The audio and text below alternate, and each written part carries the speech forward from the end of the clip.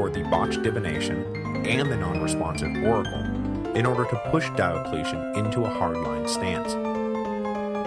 He will also be blamed for the fires that will break out following the publication of the first anti-Christian edict, which we'll get to in a second.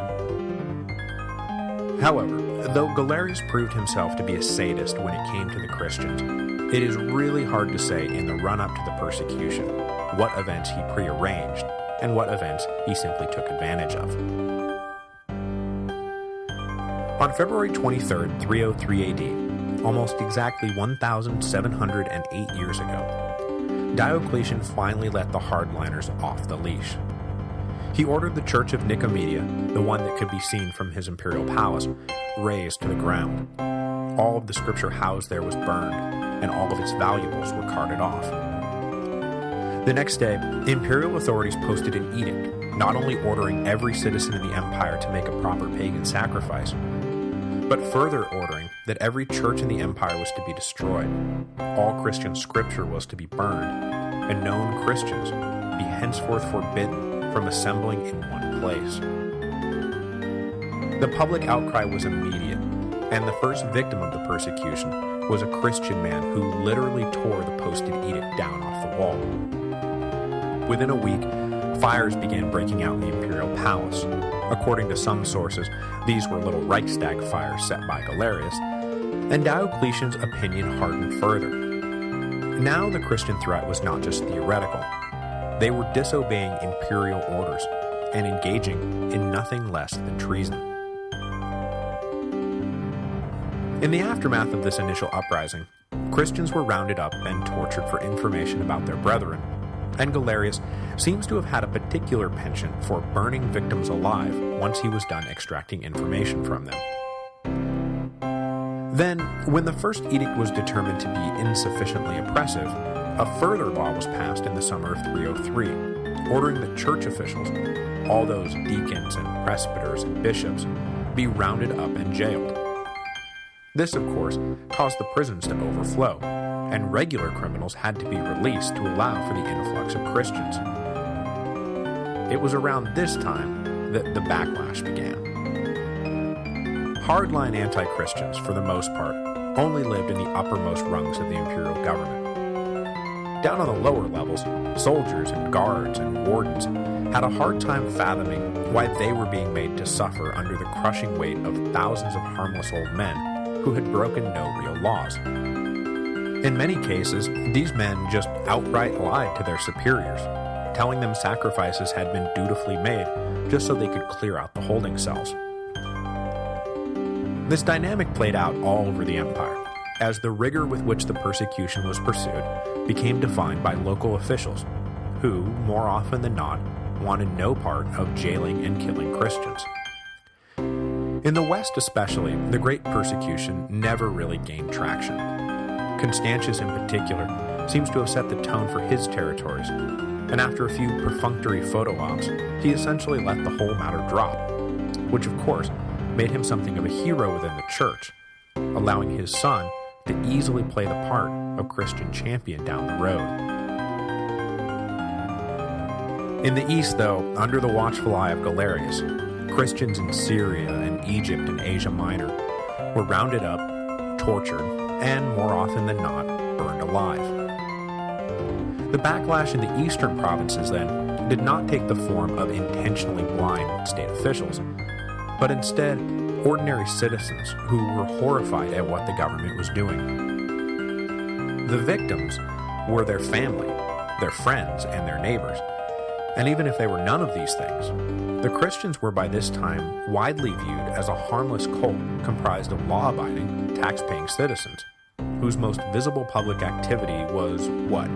Tending to the poor and the sick?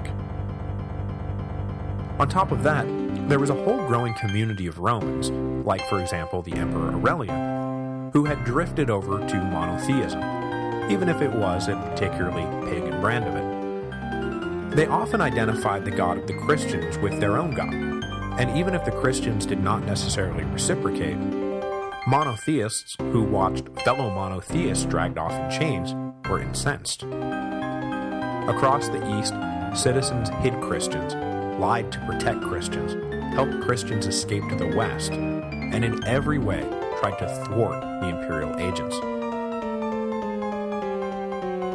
The persecution's initial burst of energy lasted into 304, and would continue on the books until 311, but it would eventually be dropped by Galerius just prior to his death, after he finally came to understand that the whole operation had done far more to undermine imperial authority than bolster it.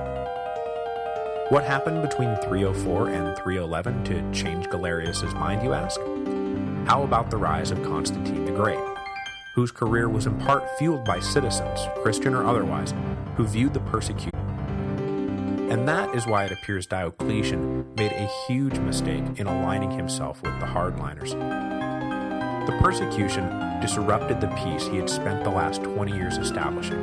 It undermined the legitimacy of the Tetrarchy, paving the way for Constantine to eventually blow it up, and in return for all that, the persecution had produced for Diocletian no tangible benefits. It was a bad policy and a bloody policy, and stands as a giant stain on Diocletian's otherwise sterling record.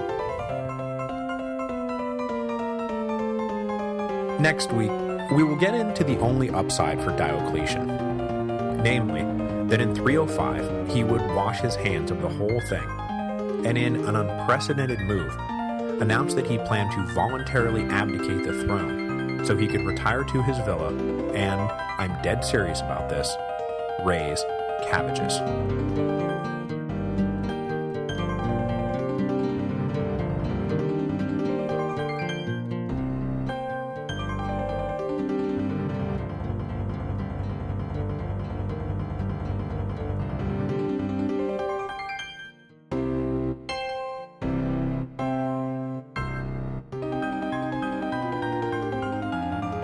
This week's episode is brought to you by Audible.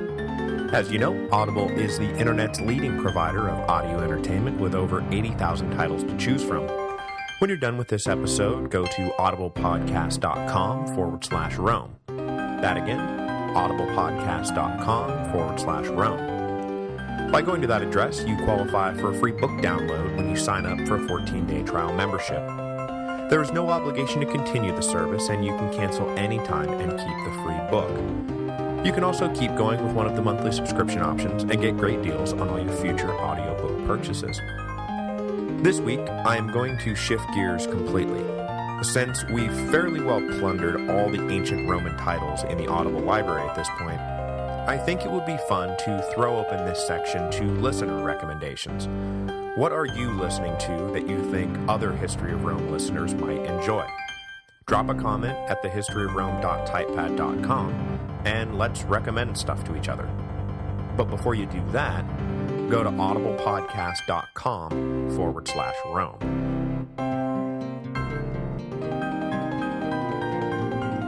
Hello, and welcome to the History of Rome. Episode 129, Abdication. Now that we know how everything turned out, I think it's safe to say that 303 AD marked the beginning of the end for Diocletian and his Tetrarchy. Beyond the great persecution and all the long-term ill effects that came with it, 303 also saw Diocletian stricken by an illness that plagued him for so long and was so nearly fatal that calling it a brush with death doesn't quite do it justice. It was more like an extended staring contest. When death finally blinked, though, Diocletian did not take it as a sign that he was destined to live and rule forever. Instead, he took it as a reminder that he was mortal, that he was not long for this world, and that it was time to initiate his last and most audacious plan yet. Despite the unpleasantness of the Great Persecution, 303 AD was otherwise supposed to be a banner year for the Tetrarchy. The Romans loved their anniversaries, and the year was about to see two big imperial milestones come to pass. In March, the two Caesars, Galerius and Constantius, would celebrate the 10th anniversary of their ascension to the purple, and in November, Diocletian would enter the 20th year of his reign. The senior Augustus had every intention of celebrating both anniversaries in unprecedented fashion. and so he took this opportunity to play the one card he had thus far kept hidden deep in his hand. After 20 years of neglect and disdain, it was finally time for the Emperor of Rome to visit Rome. Word went out to the citizens of the Eternal City that they were about to get their first look at Diocletian, and preparations immediately went into overdrive to greet him with all Rome had to offer. The city fathers saw it as an opportunity to fully impress upon Diocletian that whatever his political aims had been in refusing to visit the true capital of the empire, that Rome could not be denied forever. She was too big, too rich, and too important to simply fade away. Rome's day would come again, and they planned to make sure that Diocletian bore witness to that fact. For the lower classes, the imminent arrival of the emperor meant only one thing: festivals and games on a massive scale. It was with great anticipation then that the citizens of Rome awaited the imperial entourage, and when it finally arrived, no one was disappointed. No one, that is, except Diocletian. On his way to Rome, Diocletian swung through Milan and picked up Maximian, who, apart from a brief campaign in North Africa, had spent the last few years taking it easy in northern Italy. The two Augusti then entered Rome together in November of 303, just in time to welcome Diocletian's 20th anniversary year, and inaugurate games that would simultaneously celebrate that milestone and the decade milestone of the two Caesars. The plan was then for him to remain in the city until January 1st, at which point he and Maximian would stand on the Capitoline Hill and be invested with the year's consulships.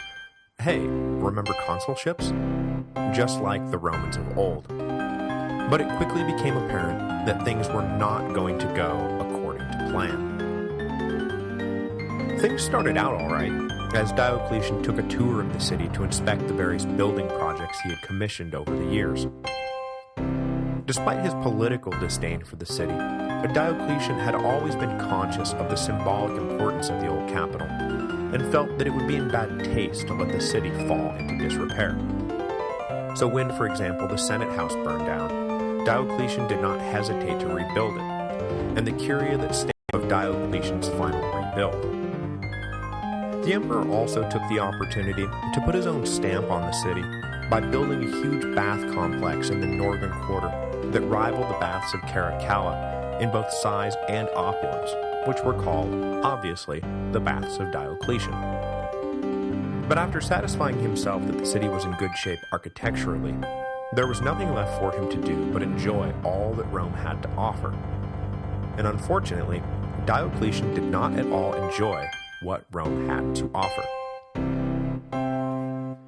He was immediately put on edge by the attitude of the citizens, who he found himself face to face with for the first time. See, the Romans themselves were not so quick to embrace the notion that their emperor was a quasi-god who had descended from on high to rule them. That kind of BS might work on the lowly provincials, but in Rome, an emperor was just a man who had a lot of political power. There was nothing mystical about it. We invented this whole operation, for crying out loud. Don't try to tell us that you're made of magic. We know that somewhere behind all those curtains is a man just like us. After almost 2 decades of being treated with awed reverence wherever he went, it was a bit of a shock to be thrust into a world where the princeps model was still believed to be in effect.